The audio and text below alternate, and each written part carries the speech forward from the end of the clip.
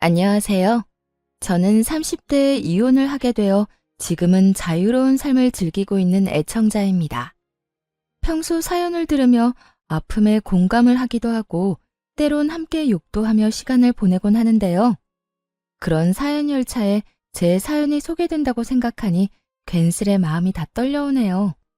저는 저를 하자 있는 인간으로 몰아가는 시모도 시모였지만 남편이 결정적인 이유가 되어 이혼까지 하게 되었는데요. 제가 어떻게 남편의 외도를 알게 되었고 어떻게 복수를 하고 이혼을 하게 되었는지 한번 들어보실래요? 남편과 저는 고등학교 동창이었는데 학교에 다닐 땐 그저 친구로 지내다 시간이 지나며 자연스럽게 연인 사이가 되어 결혼까지 하게 된 부부였죠. 그렇게 결혼을 하게 된 지 3년, 마음만 먹으면 금방이라도 임신이 가능할 거라 생각했는데 그게 생각처럼 쉬운 일은 아니었어요. 3년 동안 임신 소식은 전혀 없었고 결혼 전 더 늦어지기 전에 임신을 하고자 잘 다니던 회사까지 그만두고 몸 관리를 하며 임신을 하려 노력했죠. 남편 역시 저와 함께 병원을 다니며 임신을 위해 노력하고 있었고 그렇게 저흰 큰 소리 나는 일 없이 지내고 있었어요. 하지만 부부 사이만 좋다고 해서 스트레스가 없는 건 아니었어요. 임신이라는 게 몸도 몸이지만 심적으로 편안해야 잘 될 텐데 시모와 시누이는 임신을 방해라도 하려는 사람처럼 저를 괴롭히기 일쑤였어요. 엄마, 우리 집엔 임신 못해서 올케처럼 고생한 사람은 없지 않아? 내가 알기로는 그런 사람이 없는데 올케는 뭐 때문에 임신이 그렇게까지 안 되는 거지? 그러게나 말이야. 우리 집엔 그런 유전자 자체가 없는데 너희가 아기가 안 생기는 거 보니 아무래도 네가 무슨 문제가 있는 것 같구나. 우리 아들은 절대 문제가 있을 리가 없으니 말이야. 친정 역시 임신 때문에 고생한 사람이 없는데 저딴 식으로 말하니 기분이 나쁜 건 당연했어요. 거기에다 병원에서 검사받은 결과 남편뿐 아니라 저 역시 아무 문제가 없었고 그런 사실을 두 사람에게 여러 번 강조해서 말해주었는데도 불구하고 저런 말을 계속하니 정말 스트레스가 이만저만이 아니었어요. 제가 여러 번 말씀드렸잖아요. 병원에선 저희 몸엔 아무런 문제가 없다고 했다니까요. 그러니까 그런 말은 좀 하지 말아주세요. 저도 그런 말 들을 때마다 정말 스트레스가 이만저만이 아니라고요. 그런데 왜 그렇게까지 임신 안 됐니? 혹시 병원이 이상한 거 아니니? 그 병원에서 검사를 잘못한 게 틀림없다. 암? 너희 더 늦기 전에 병원을 옮겨봐. 괜히 돌팔이 병원에서 돈이랑 시간 낭비하지 말고. 그래, 옳게. 엄마 말 무시하지 말고 새겨들어. 내 생각에도 그 병원 돌팔이 같으니까 말이야. 두 사람은 꼭 저에게 문제가 있기라도 바라는 사람들처럼 몰아갔고 더는 설명하고 이해시키는 것도 입이 아파 포기를 해버렸죠. 그런데 그것이 끝이 아니었어요. 시누이는 제가 임신 준비를 위해 집에서 쉬기 시작하자 제가 무슨 시댁 전용 종이라도 되는 양 저를 부려먹으려고 안달이 났더라고요. 시집을 가지 않았던 시누이는 독립도 하지 않고 여전히 시댁에 살고 있었는데 나이 차이는 고작 1살밖에 나지 않는데 하는 짓은 시모 저리 가라였어요. 어찌나 표독스럽게도 저를 부려먹으려 안달인지 있던 애도 떨어질 판국이었죠. 옳게. 지금 우리 집으로 빨리 좀 와봐. 얼른. 지금 당장? 정말 너무 급해서 그래. 처음엔 이런 연락을 받고 정말 큰일이라도 난 것이라 생각해 헐레벌떡 시댁으로 뛰어갔었어요. 하지만 막상 가보면 청소나 식사 등 급한 것이 아닌 직접 하기 귀찮은 일을 시켜댔고 뻔뻔하게도 그런 잡일이 너무 급해 불렀다며 웃어대는 시누이를 보며 더는 참고 넘길 일은 아니다 싶더라고요. 제가 시댁 잡일을 해주려고 회사까지 그만둔 것이 아니었으니까요. 그렇게 마음을 고쳐먹은 이후 전 시누이의 연락을 아예 무시해버리거나 연락을 받는 날엔 아예 못 간다고 못을 박아버렸습니다. 그리고 그날은 시누이와 큰 소리가 오간 날이었어요. 그날 역시 시누이에게 연락이 왔고 또 급한 일이 있다며 시댁으로 오라고 하더라고요. 무시하는 것도 하루 이틀이고 바쁘다고 하는 것도 한두 번이지. 더는 이런 식으로 상황을 외면하는 것도 아니란 생각이 들더군요. 아예 이 싹을 뽑아버려야 한다는 생각이 들었어요. 그래서 전 좀 더 단호하게 제 생각을 말하기로 했죠. 옳게. 요즘 왜 이렇게 연락이 안 돼? 무슨 일 있어?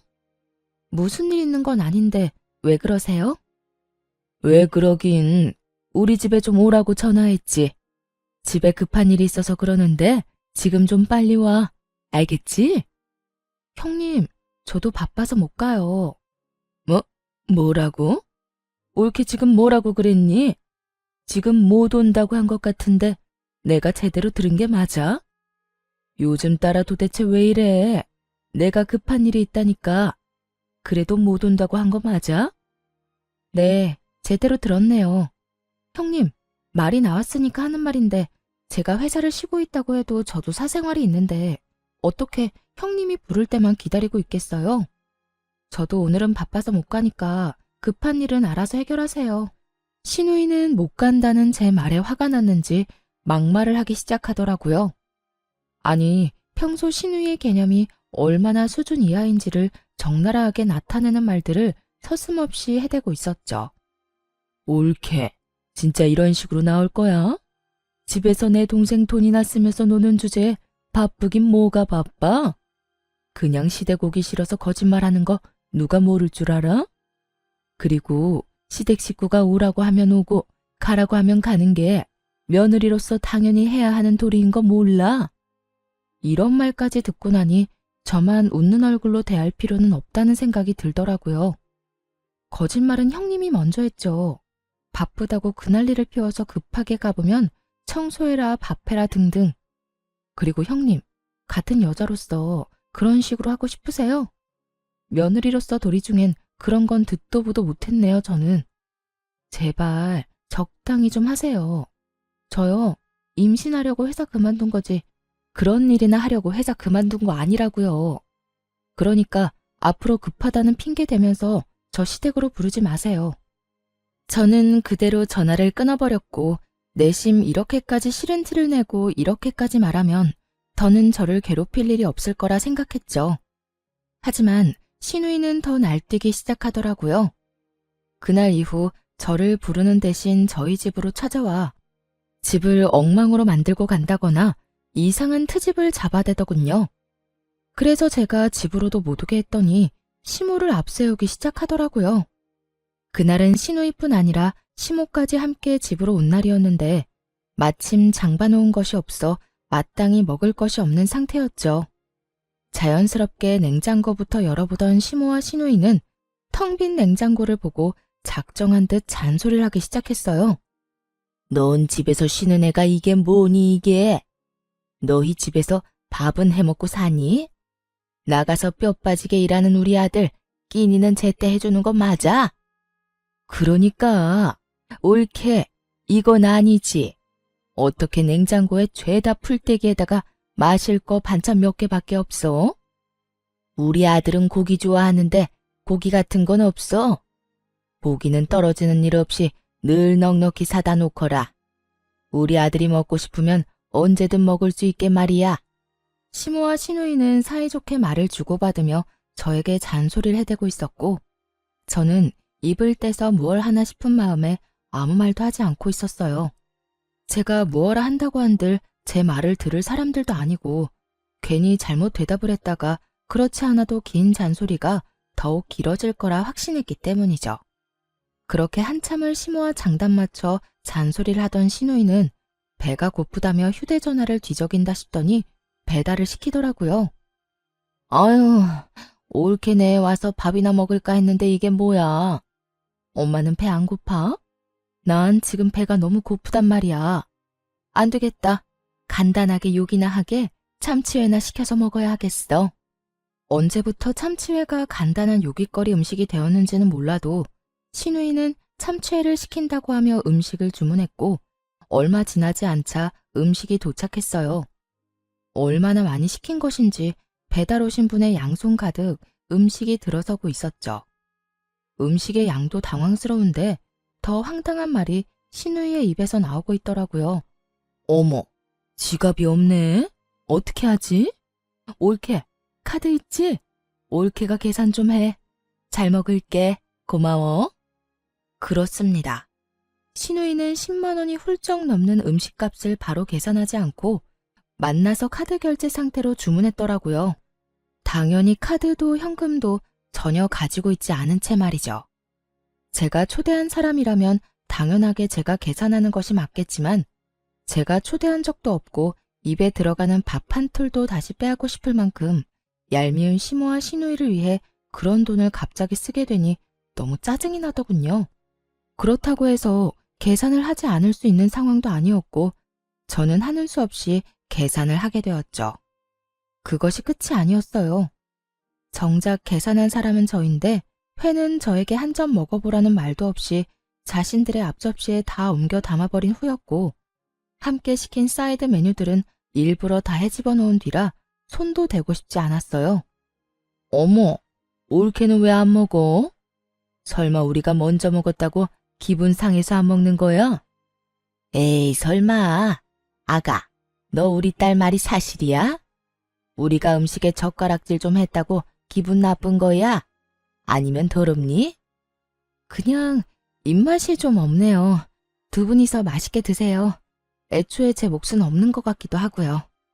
두 사람의 고의성이 다분한 치사하고도 어이없는 행동을 보며 따지기는커녕 말도 섞고 싶지 않더라고요. 그래서 전 대충 대답을 던져주곤 소파에 앉아 애써 두 사람에게 신경을 쓰지 않으려고 노력했어요. 그렇게 집안도 제 마음도 다 헤집어 놓은 두 사람이 돌아가고 난 후 저는 이딴 인간들 뒷바라지나 하려고 결혼을 했나 하는 회의감마저 들었고 두 사람이 어질러 놓은 그 어떤 것도 치우지 않은 채 멍하니 앉아있으니 남편이 들어오더군요. 뭐야? 집이 왜 이래? 엉망이 된 집을 본 남편이 화들짝 놀라며 저에게 물었고 너무 어이없는 상황에 화조차 나지 않았던 전 아무 감정도 없는 목소리로 남편에게 말해주었죠. 오늘 형님이랑 어머님 다녀갔어. 식탁 위에 음식물이랑 쓰레기는 형님이랑 어머님이 먹고 치우지도 않은 거고 나머지 집안 꼴도 두 사람이 다 헤집어 놓고 간 거야. 뭐? 우리 엄마랑 누나가? 심지어 오늘이 처음도 아니야. 형님은 자주 왔고 어머님은 형님만큼은 아니지만 가끔 형님이랑 올 때마다 이런 식이었어. 그래서 하는 말인데 당신이 해결 좀 해. 뭐? 내가? 나보고 어떻게 하라고. 전화를 하든 만나서 이야기를 하든 당신이 해결 좀 해. 난 더는 이런 식으로는 못 살 것 같아. 내가 당신을 사랑해서 결혼한 거지 이런 꼴이나 당하려고 결혼한 건 아니잖아. 이게 뭐야. 시댁 전용 하녀도 아니고. 뻑하면 사람 불러서 부려먹는 것도 모자라서 그마저도 상황이 여의치 않으니까 연락도 없이 남의 집에 들이닥쳐서 사람 괴롭히는데 내가 언제까지 참고 살 수는 없지 않겠어? 그러니까 당신이 알아서 해결해. 남편은 언성을 높이지도 화를 내는 투도 아닌 저를 보며 상황이 더욱 좋지 않음을 느낀 것 같더라고요. 저를 대신에 큰 소리를 내며 휴대전화를 들고 밖으로 나가버렸으니 말이에요. 뭐? 심지어 이번이 처음도 아니란 말이야? 아, 정말 두 사람 다 왜 그러는 거야? 있어봐.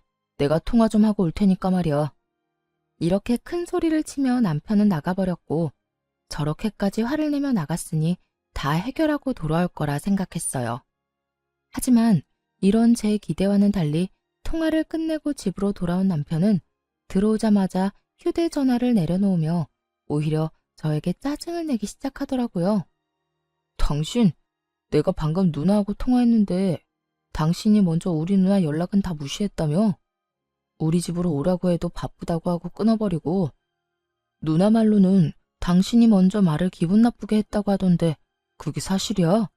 신우이는 사건의 시작이 어떻게 된 것인지는 쏙 빼먹고 딱 제가 본인에게 한 말과 행동만을 남편에게 전달했더라고요.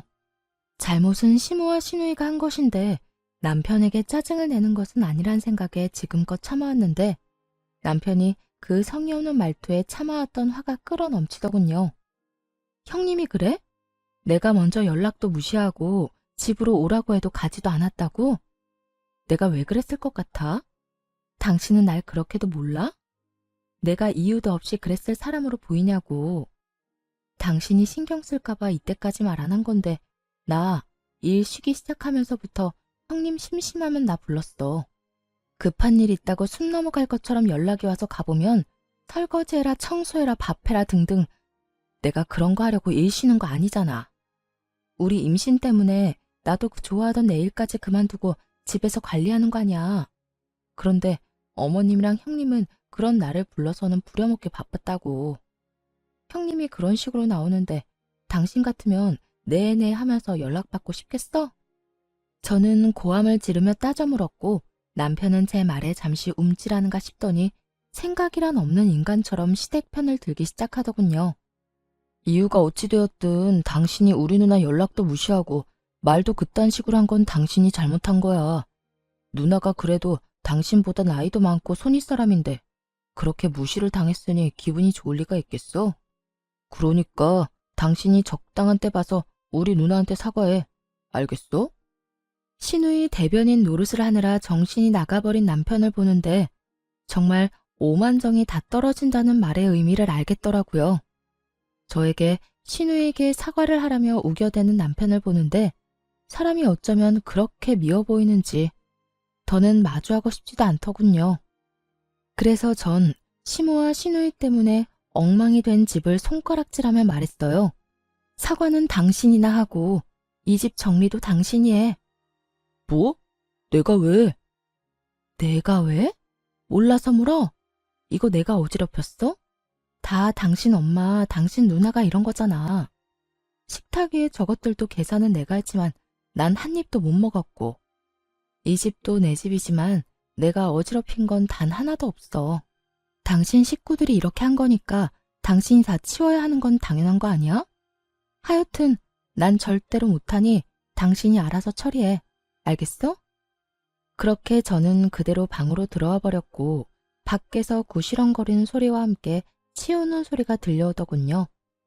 그날 남편은 본인이 치운 거실에서 잠을 잤고 그렇게 저희의 사이는 점점 멀어지고 있었어요.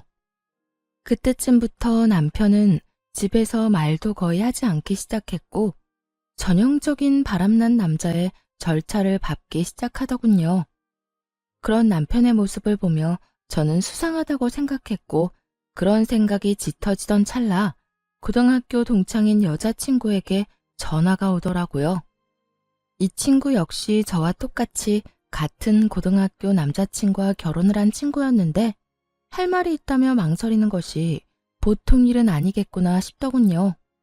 한참을 망설이던 친구의 입에서 나온 이야기는 제 예상을 훨씬 뛰어넘는 이야기였어요. 며칠 전에 남자애들끼리 동창회 한 건 알고 있어? 우리 남편도 다녀왔는데 글쎄 그 자리에 네 남편이 여자친구라면서 어떤 여자를 데리고 왔다더라? 그 인간 진짜 미친 거 아니니? 아무리 남자들끼리 모인 자리라고 해도 그 자리에 있는 남자애들 너랑 네 남편이랑 결혼한 거 다 아는데 그런 자리에 여자친구를 데리고 갔다는 것 자체가 제정신이 아닌 거야. 남자들끼리 암묵적으로 비밀로 하고 있는 모양인데 우리 남편은 아무리 그래도 이건 아닌 것 같다면서 나한테 말해주더라고. 내가 이런 말을 너한테 해야 하나 말아야 하나 고민하다가 아무리 생각해도 괘씸해서 안 되겠더라고. 그러니까 너도 넋놓고 있다가 뒤통수 맞지 말고 뒷조사 하든 해서 준비 단단히 하고 있어. 충격이 크더라고요. 외도를 저지르고 있다는 사실을 알게 된 것도 충격이었지만 어떻게 상간녀를 데리고 동창회를 나갈 생각을 할 수 있는 것인지 정말 제 상식으론 이해가 되지 않더군요. 얼마나 내가 우스웠으면 그런 식으로 행동했을까? 분노가 머리 끝까지 차올랐죠. 동창생들 앞에서 소개하면 저도 모를 리가 없잖아요. 저에게도 동창생인 친구들인데 겁대가리를 상실한 건지 머리가 나쁜 것인지 아님 친구들에 대한 믿음이 깊은 것인지 이것도 저것도 아니라면 들켜도 상관없다 싶었는지 도무지 알 수가 없는 지경이었죠. 그 모든 것이 혼란스러운 상황 속에서도 확실해지는 것은 있었어요. 그 인간은 저와 이혼이 하고 싶어 환장한 인간이 분명했고 전 그런 인간과 이혼을 해야 한다는 것 말이죠. 친구의 조언대로 흥신소에 의뢰해 남편의 뒷조사를 시작했고, 며칠 뒤 흥신소에서 전해드린 소식은 정말 통쾌하면서도 경악스러움 그 자체였어요. 이 정도면 거의 사기인데요. 그 상간녀 말인데요. 지금 남편한테는 부잣집 딸 행세를 하고 있고 남편분이 역시 그런 모습에 감쪽같이 속아 넘어간 것 같더라고요. 아니, 엄연히 말하자면 처음엔 부잣집 딸이 맞았었어요. 두 사람이 만날 때는 상간녀가 잘 나가는 집딸이 맞았는데 그 집안이 몇 달 전부터 부도 이야기가 나오더니 최근엔 거의 부도 직전이라고 하더라고요. 물론 상간녀는 이런 사실을 숨기고 여전히 부잣집 자식 행세를 하고 남편분한테 온갖 선물들을 뜯어내고 있고요. 대화를 들어보니 돈까지 받아쓰고 있는 것 같던데요. 뭐 상간녀 말로는 주식에 돈이 다 묶여 있는데 지금 빼면 손해가 크다. 이런 식으로 남편분 속여서 돈을 받아내고 있는 것 같더라고요. 하여튼 자세한 내용이나 사진, 녹음 파일은 따로 보내드릴 테니 확인해 보시고 혹시나 더 필요한 거나 궁금하신 거 있으면 연락해 주세요. 들어보니 남편은 상간녀와 만난 지 적어도 반년은 더 되어 보인다고 하더라고요. 반년이라는 말에 충격이 클 수밖에 없었죠. 그땐 저와 사이도 좋을 때라 외도에 대해선 의심조차 하고 있지 않을 때였으니까요. 급격하게 줄어든 생활비와 그 못지않게 줄어든 말수에 의심은 하고 있었지만 그 의심이 현실로 돌아오니 생각보다 충격이 크긴 하더군요. 그러면서도 똑똑한 척은 혼자 다 하고 돌아다니더니 어디서 저런 사기꾼 같은 여자에게 홀려서 허황된 꿈이나 꾸고 있는 남편이 한심하기 짝이 없기도 했고요. 거기에다 더 어이없는 건 신우이였어요. 신우이 역시 남편의 허황된 꿈에 동참 중인 듯 했는데 사진을 보니 상간녀에게 잘 보이려 가진 애를 쓰고 있더라고요. 함께 백화점을 다니며 상간녀는 쇼핑을 하고 신우이는 그런 상간녀의 물건을 계산해주는 것도 모자라 상간녀의 마음에 들기 위해 짐꾼 역할까지 하고 있더군요.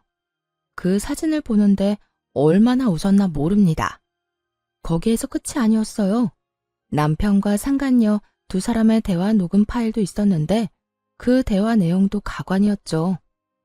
자기야, 나 요즘 집사람이랑 사이도 좋지 않은 채로 유지 중이고 말도 제대로 안 한 지 꽤 됐어.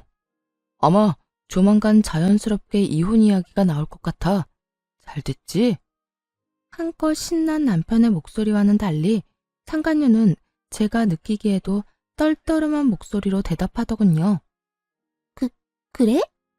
그런데 굳이 그렇게까지 해서 이혼하지 않아도 돼. 정 힘들면 굳이 이혼하지 말고 이대로 지내도 난 상관없어, 자기야.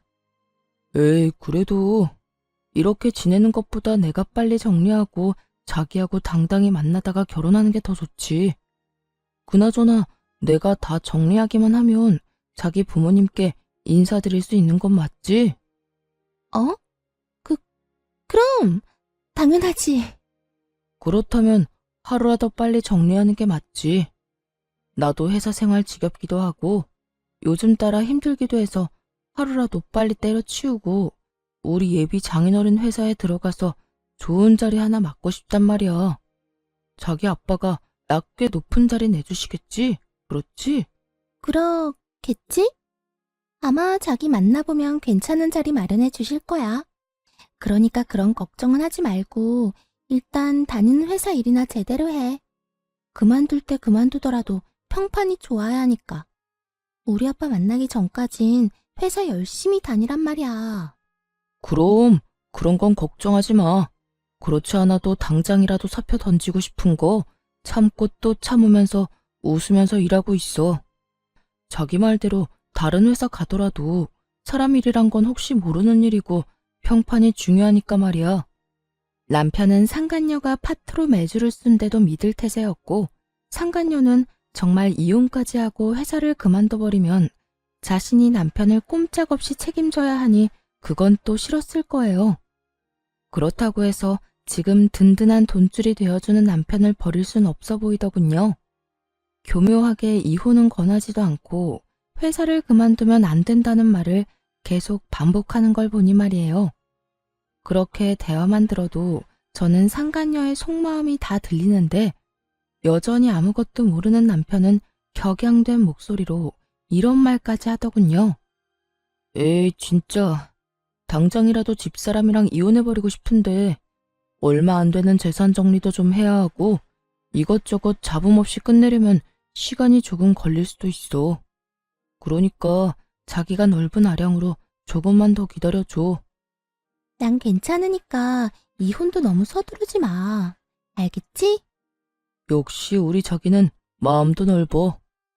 남편의 신난 목소리를 듣고 있는데 그 순간 명의 이전 이야기를 했던 것이 떠오르더라고요. 결혼할 당시 집 명의를 제 명의로 했었는데 최근에 이런저런 핑계를 대며 명의를 이전해달라고 했던 것이었죠.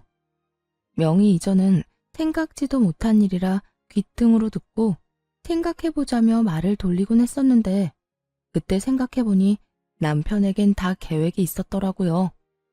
저에게서 집을 뺏은 후 속 시원하게 저와 이혼하고 상간녀와 새 출발을 할 계획 말이에요. 그렇게 남편의 추악한 계획과 시누이와의 관계까지 모두 알게 된 저는 이혼 전문 변호사분을 만나 이혼을 준비하기 시작했고 이런 사실을 꿈에도 알지 못하는 남편과 시누이는 상간녀에게 잘 보이려 있는 돈 없는 돈 모두를 다 끌어다 쓰고 있더군요. 전 마음속으로 두 사람의 행보를 응원했고 제 이혼 준비가 끝날 즈음 남편이 집으로 회사 짐박스를 안고 들어오더라고요. 씩씩거리며 들어오는 꼴이 회사를 그만둔 듯 했어요. 그게 무슨 짐이야? 혹시 회사 그만뒀어? 남편은 박스를 바닥에 던지듯 내려놓으며 과하게 성질을 내더군요. 보면 몰라? 아, 진짜 짜증이 나 죽겠어.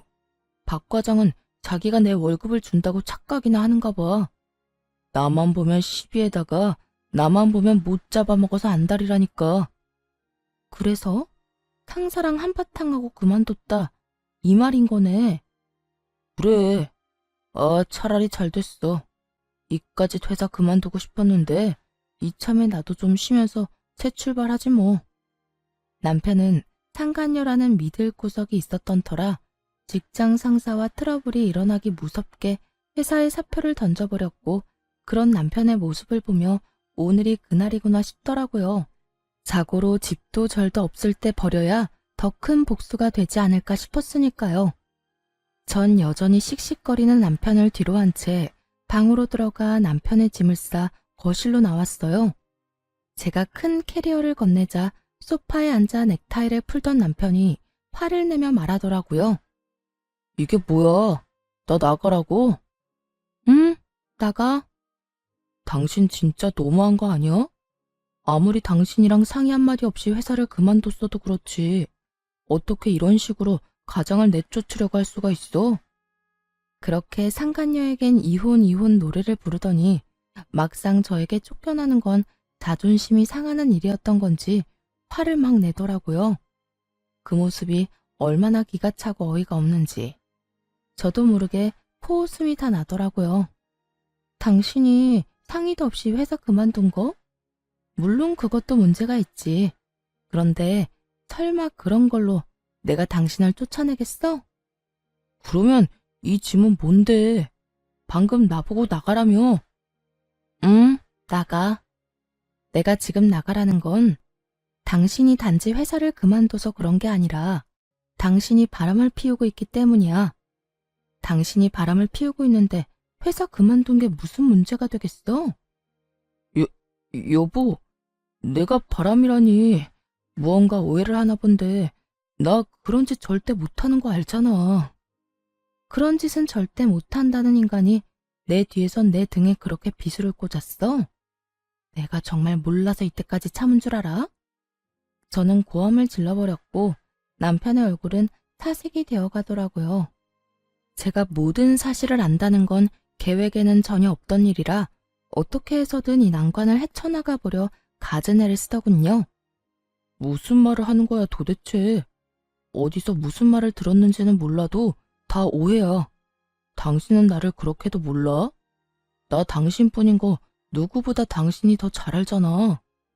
어쩌면 이렇게도 같은 말을 해대는 건지 남편 역시 세상에서 여자는 저뿐이라는 듯 간절한 눈빛으로 거짓말을 해대고 있었고, 전 그런 남편에게 콧방귀를 뀌어주며 제가 듣고 본 사실들을 읊어주기 시작했어요.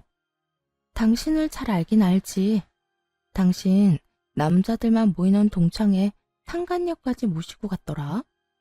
남자들 우정도 참 별거 없지? 이렇게 금방 내 귀에 들어오는 거 보면 말이야. 그것뿐이야?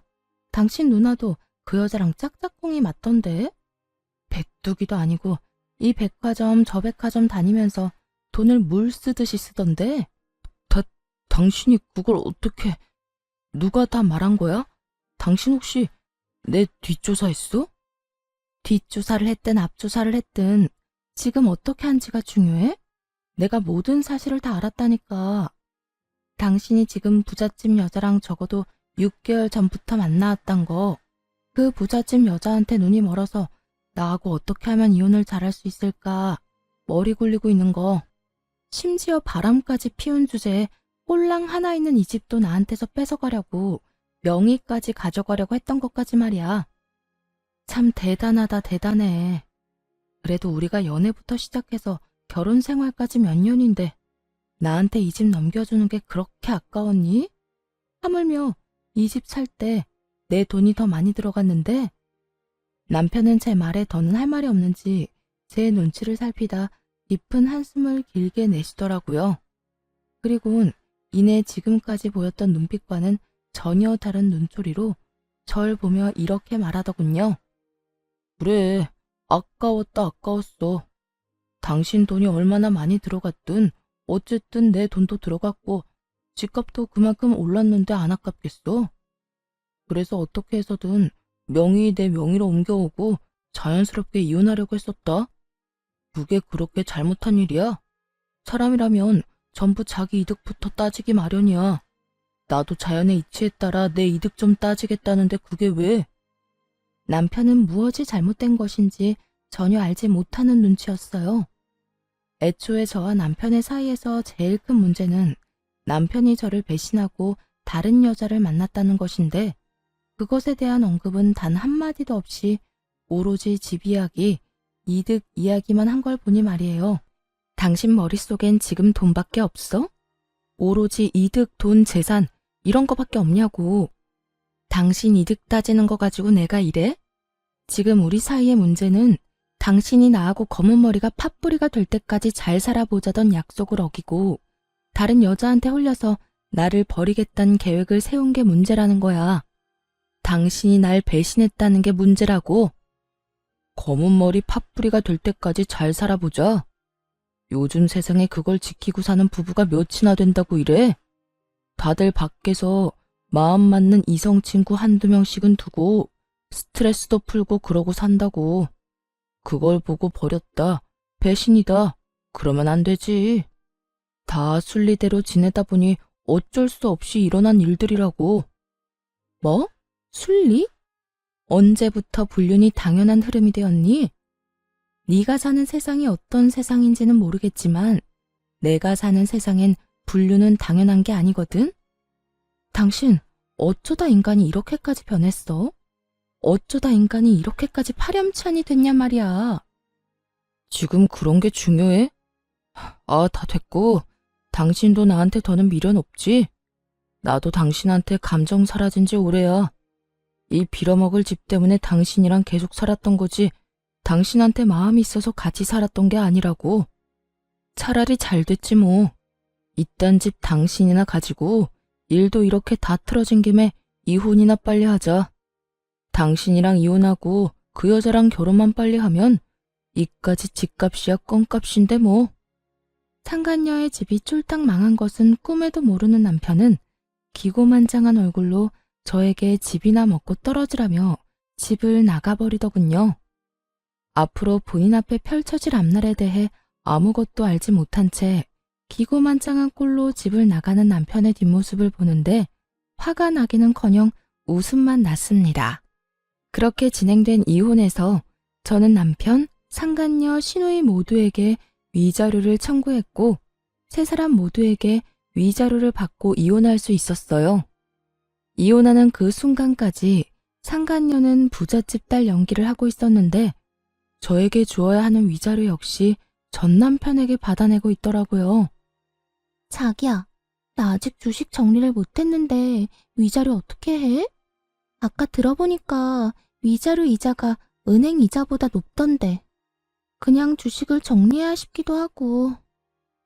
그런데 지금 정리하면 손해가 너무 심한데? 그래? 그러면 그냥 내가 대출받은 김에 조금 더 받아서 줄게. 어차피 그 주식 한 달 정도만 있으면 정리할 수 있다고 했잖아. 응. 들리는 찌라시엔 한 달 내로 따상 갈 거라고 하더라고. 그렇게만 되면 내가 진짜 이자까지 쳐서 다 줄게.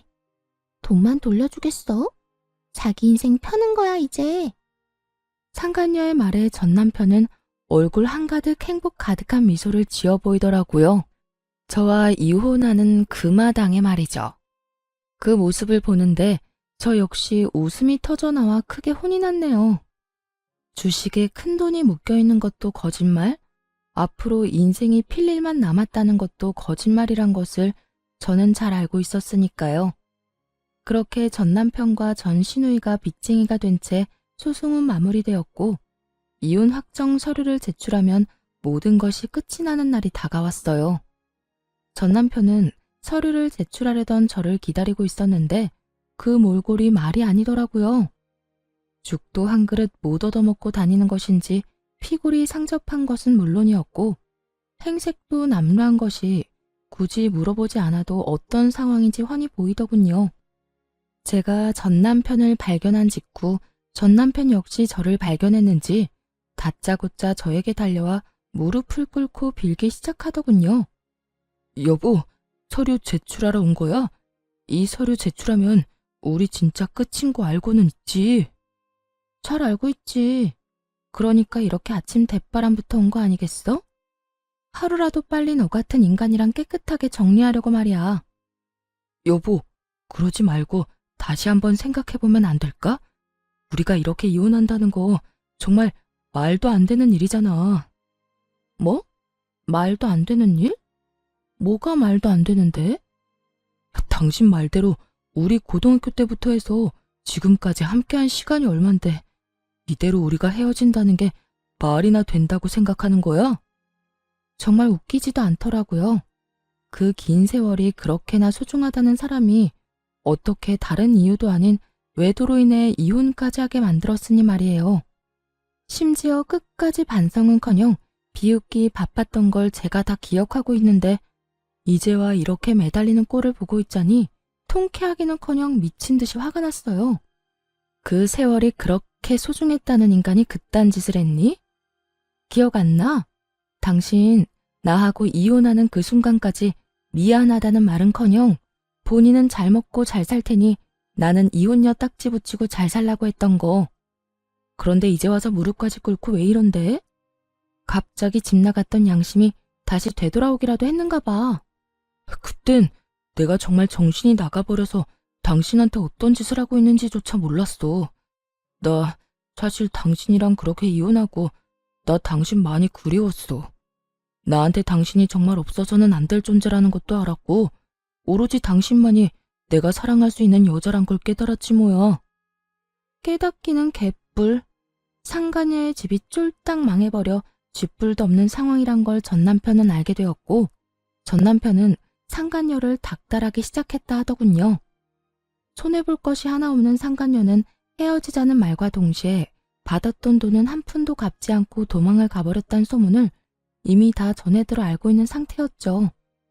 그러니까 전 남편은 저에 대한 사랑이 그리운 것이 아니라 거짓골이 된 자신이 아쉬워서 저에게 매달리는 것임을 저는 누구보다 잘 아는 상태였죠. 참, 거짓말도 정성껏 잘한다.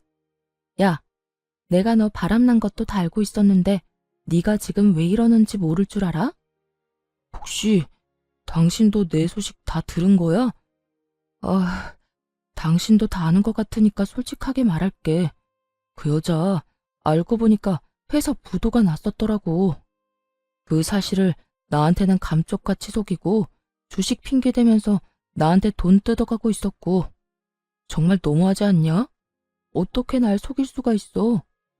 어쩐지 내가 당신하고 이혼한다고 할 때마다 반응이 시원치 않더라니. 하여튼 내가 이혼하고 위자료 내느라 빚쟁이 되고 우리 누나도 당신한테 위자료 주느라 빚쟁이 되니까 더는 뜯어먹을 거 없다 싶었는지 도망갔어. 내 돈, 누나 돈은 한 푼도 안 주고 말이야. 우리 집 지금 난리야.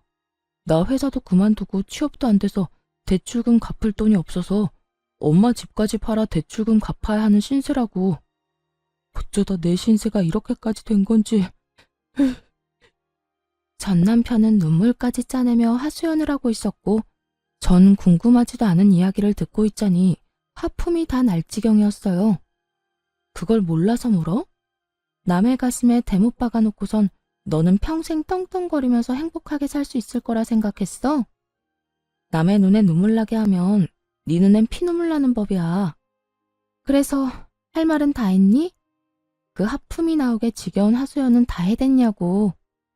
전 남편은 자신이 이렇게 눈물까지 쏟아내며 말하면 저 역시 눈물이라도 흘릴 거라 생각했는지 제 반응에 크게 당황하며 다시 울고불고 빌기 시작하더라고요. 여보, 그렇게 냉정하게 굴지 말고 예정을 생각해서라도 나 다시 받아주면 안 될까? 예정? 너한테는 그런 게 남아있는지 몰라도 난 그런 감정 따위 남은 게 없거든? 그리고 정이 남아있다고 한들 내가 미쳤어? 너부터 시작해서 줄줄이 빚쟁이인 네 집안일이랑 다시 엮이게. 넌 내가 진짜 만만하구나. 만만한 게 아니라 당신이 날 금전적으로 조금만 도와주면 이까짓 어려움은 금방 이겨낼 자신이 있어서 그래. 당신 지금 여유 자금 꽤 있을 거 아니야. 나하고 그 여자 우리 누나한테 받은 위자료. 설마 다 쓴 건 아니지. 그 돈을 벌써 다 썼을 리는 없잖아. 그렇지?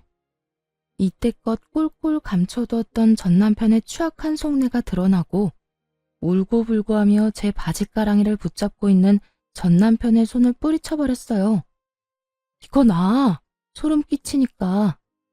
야, 너 진짜 큰 착각하는가 본데 그 돈 너한테 쓸 생각 전혀 없어. 그러니까 남의 돈에 군침 그만 흘려. 여보, 그러지 말고 나 진짜 당신이 조금만 도와주면 금방 일어설 수 있다니까. 많이 바라는 것도 아니라고. 그냥 받은 위자료의 절반 정도만, 아니 그것보다 적은 금액이라도 되니까 조금만 도와주라. 응? 상간녀를 상대로 헛된 꿈을 꾸던 전 남편은 이젠 저를 상대로 헛된 꿈을 꾸는 듯 했어요. 자신이 저딴 식으로 눈물 콧물 흘리며 매달리면 제가 당연히 받아줄 거라 생각하는 듯 했으니까요. 정말 착각은 자유라고들 하지만 이 정도 현실 가능성이 없는 착각에 저를 끌어들인다는 사실 자체가 기분이 슬슬 나빠져 오더군요. 야, 그 말도 안 되는 착각에 날 끌어들이지 말아줄래? 그 꿈 같은 계획은 잠잘 때나 꾸고 현실에선 네가 한 짓에 대한 벌 제대로 받아. 알겠어? 여보, 제발. 나 진짜 큰일 나. 한 번만 받아주라. 제발. 이거 나 한 번만 더 내 몸에 손대잖아? 나 진짜 그대로 경찰에 신고해버릴 거야. 나 알지? 한다면 한다는 사람인 거. 그러니까 이상한 짓 그 정도만 하고 이럴 시간에 일자리나 알아봐. 돈은 자기 손으로 벌 생각을 해야지 남의 재산 탐내다가 그 모양 그 꼴이 돼놓고도 아직도 정신을 못 차렸어? 네 일은 네가 알아서 해결해. 전 그대로 전 남편을 뿌리쳐버리곤 서류를 제출해버렸고 그렇게 지긋지긋한 인연이 끝났습니다. 그 후 전 집도 옮기고 회사도 옮겨버린 후 잘 지내고 있습니다. 한동안 전 남편과 전 시댁 식구들이 계속 연락을 해와 귀찮은 일이 있긴 했지만 차단 깔끔하게 했더니 요즘엔 연 끊겨버린 지 꽤 되었어요. 새로운 회사에서 일하기 시작한 지 1년이란 세월이 지났고 이제 적응도 되어 아주 만족스러운 삶을 살고 있어요. 아직 마음의 준비가 되지 않아 누군가를 만난 적은 없지만 제 마음이 누군가를 받아들일 준비가 되고 좋은 사람만 나타난다면 언제든 연애할 생각은 있습니다. 이혼을 하며 전 남편과 전 시댁에 많은 실망을 한 것은 맞지만 모든 사람이 전 남편과 같은 사람은 아닐 테니까요. 거기에다 한 번 결혼에 실패했다는 이유로 혼자 평생 외롭게 살 생각은 없기에 열린 마음으로 살아보려고 합니다. 이혼을 할 당시만 해도 이렇게 만족스럽고 행복한 삶이 저를 기다리고 있을 거라는 생각은 하지 못했어요. 이혼이 흠이 아닌 시대가 왔다고들 하지만 막상 제가 이혼할 처지에 놓이게 되니 그런 말들이 쉽게 와닿지도 않았고 위로도 되지 않더라고요. 그때 전 그저 남편이 외도를 저질러 이혼하게 된 불쌍한 이혼녀라는 생각밖에 들지 않았으니까요. 하지만 독하게 마음을 먹고 이혼을 하고 나니 저에겐 새로운 인생이 저를 기다리고 있더라고요. 무엇보다 수준 이하의 전 시댁 인간들을 더는 마주할 필요도 없었고 저의 뒤에서 저를 기만했던 전 남편을 더는 보고 살지 않아도 됐고요. 그 뒤로 따라오는 자유, 압박 없는 삶 등 여러 가지도 물론 좋았어요. 이렇듯 전 지금의 생활에 더없이 만족하고 이혼녀이긴 하지만 유부녀일 때보다 더없이 행복하답니다. 이로써 저의 사연도 끝이 났네요. 어떠셨나요? 욕들 함께 해주셨을까요? 긴 이야기 끝까지 함께 해주셔서 감사하다는 말을 전하며 저는 이만 물러가 볼게요. 감사합니다. 다들 행복하세요.